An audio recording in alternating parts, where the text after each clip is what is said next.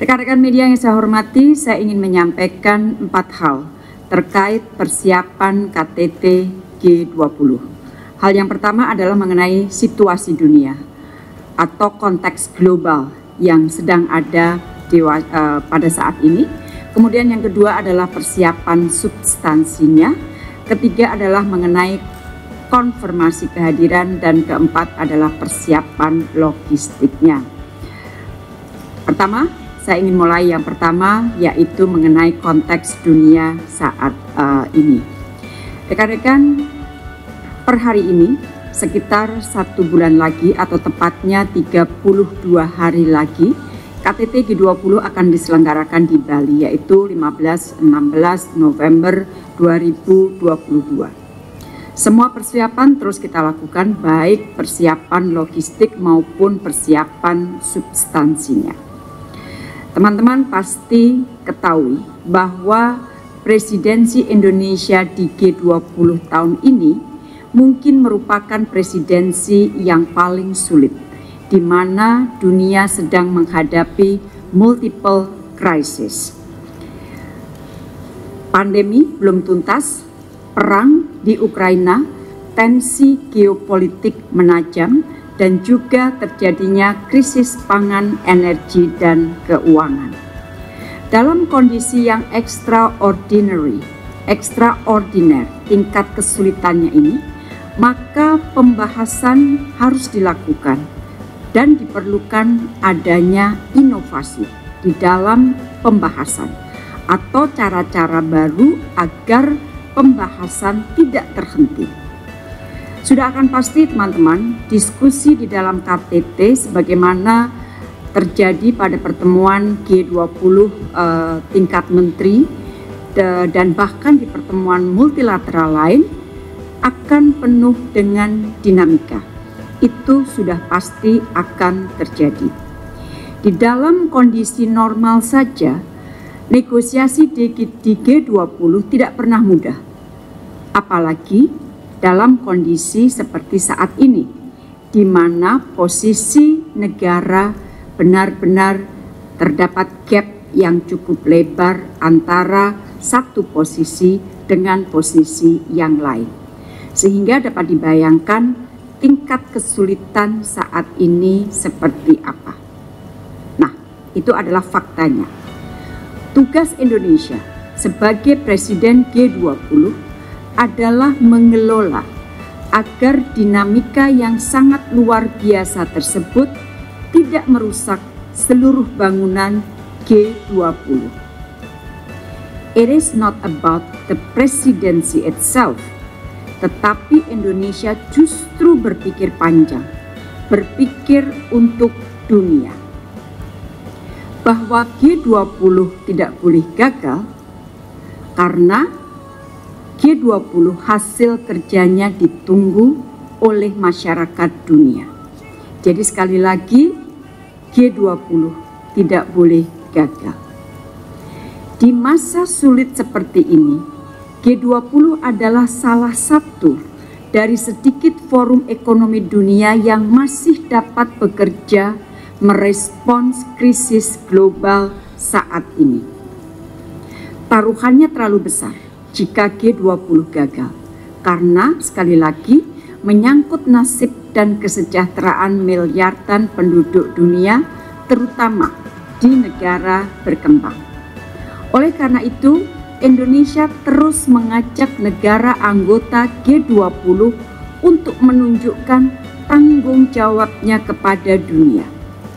Keberhasilan G20 bukan di tangan 1-2 negara, tetapi berada di tangan seluruh anggota G20.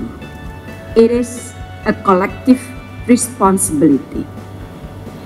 Kalau kita ingin dikatakan sebagai negara besar, maka tanggung jawabnya pun juga besar. Dan tanggung jawab itu harus ditunaikan dengan baik. Dan itulah pesan yang kita terus sampaikan kepada negara-negara anggota G20. Mengenai komitmen Indonesia tetap crystal clear. We will do our best agar G20 menghasilkan kerjasama konkret. Saya ingin garis bawahi kerjasama konkret yang tidak saja berguna bagi anggotanya, namun juga bagi dunia, terutama bagi negara berkembang. Extra effort terus kita lakukan.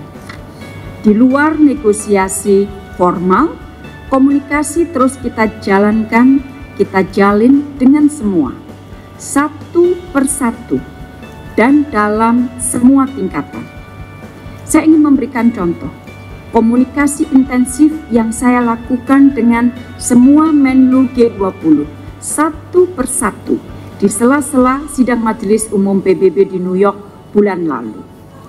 Minggu ini, saya kembali lakukan komunikasi satu persatu dengan mereka, antara lain dengan Menteri Luar Negeri Prancis, Menteri Luar Negeri Inggris, Menteri Luar Negeri Jerman, Menteri Perdagangan Kanada, dan semalam melalui dubes kita di Beijing, saya juga menyampaikan beberapa pesan.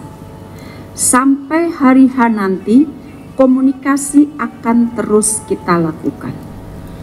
Indonesia stands ready to take extra efforts, extra miles, and Indonesia will do whatever we can to make G20 delivers.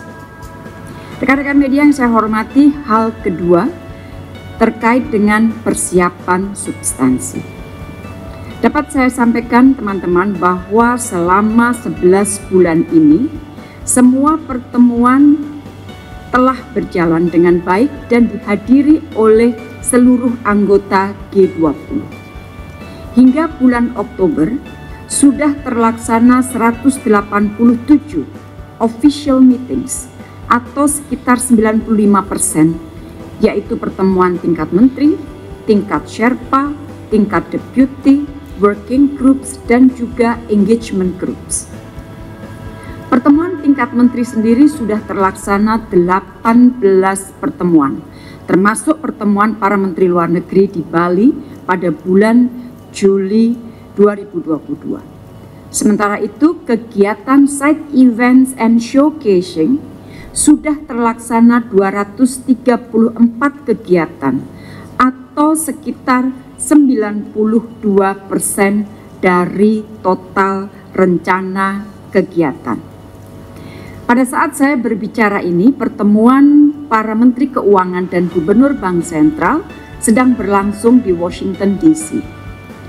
Tiap hari kita lakukan komunikasi terus dengan Ibu Menteri Keuangan dan juga dengan timnya yang saat ini berada di Washington DC. Negosiasi terus berjalan di tingkat track finance, tracknya Ibu Menteri Keuangan dan Pak Gubernur BI. Demikian juga pada track Sherpa, negosiasi dan komunikasi terus berjalan. Beliau adalah salah satu Chief Negotiator untuk Sherpa Track. Negosiasi Sherpa Track bahkan akan dilangsungkan juga menjelang KTT atau bahkan mungkin pas KTT negosiasi masih terus dilakukan. Ini terjadi pada KTT G20 sebelumnya. Dan dari sejak awal presidensi, Indonesia sudah menekankan pentingnya concrete deliverables. Tadi sudah saya sampaikan. Ini sangat penting artinya, concrete deliverables sangat penting artinya, agar manfaat kerja G20 dapat dirasakan dunia. Dan kerja kita sebagai presidensi, kita fokuskan di concrete deliverables tersebut. Kita cukup optimis bahwa G20 akan menghasilkan concrete deliverables yang signifikan. Indonesia telah menginisiasi kerjasama-kerjasama konkret G20 yang akan menjadi bagian penting dari keseluruhan kerja presidensi G20 tahun ini. Di awal presidensi teman-teman, semula kita berpikir bahwa tanggapannya mungkin tidak akan luar biasa. Namun ternyata untuk kerjasama yang sifatnya konkret, tanggapan yang kita terima sejauh ini sangat luar biasa. semua negara anggota G20 dan organisasi internasional. Sebenarnya bukan negara anggota G20 saja, tetapi juga negara-negara yang kita undang untuk KTT G20 dan juga organisasi internasional telah menyampaikan usulan-usulan proyek kerjasama. Dan saat ini proses kurasi terhadap kerjasama konkret tersebut masih terus berjalan. Pada saatnya nanti teman-teman, proyek-proyek kerjasama tersebut akan kami sampaikan. Jadi itulah bagian kedua, yaitu mengenai substansi. Bagian ketiga mengenai konfirmasi kehadiran para pemimpin. Rekan-rekan, sejauh ini kita tidak menerima respons negatif. Kita tidak menerima respons negatif dari semua negara G20 sejauh ini mengenai kehadiran leadersnya. Koordinasi dengan perwakilan negara G20 dan juga negara-negara undangan terus dilakukan untuk mempersiapkan partisipasi para pemimpin. Jadi perwakilan-perwakilan mereka yang ada di Indonesia terus mempersiapkan groundworking-nya untuk kehadiran para leadersnya. Hal terakhir yang ingin saya sampaikan adalah mengenai persiapan logistik. Secara singkat dapat saya sampaikan bahwa semua persiapan logistik berjalan dengan baik dan tinggal beberapa persen lagi yang harus diselesaikan, sifatnya minor. Persiapan akan terus kita matangkan hingga hari H, sehingga kita benar-benar siap menggelar perhelatan besar ini. Rapat-rapat persiapan terus berjalan di bidang logistik dan dipimpin oleh Pak Menteri, Pak Menko Marves, di mana saya dan tim juga terus terlibat di dalam persiapan-persiapan tersebut. Jadi rekan-rekan, itulah yang dapat saya sampaikan mengenai persiapan G20. Sebagai penutup, saya sekali lagi ingin menyampaikan, perbedaan dan rivalitas merupakan sesuatu yang tidak terhindarkan dalam hubungan antar negara. It is inevitable.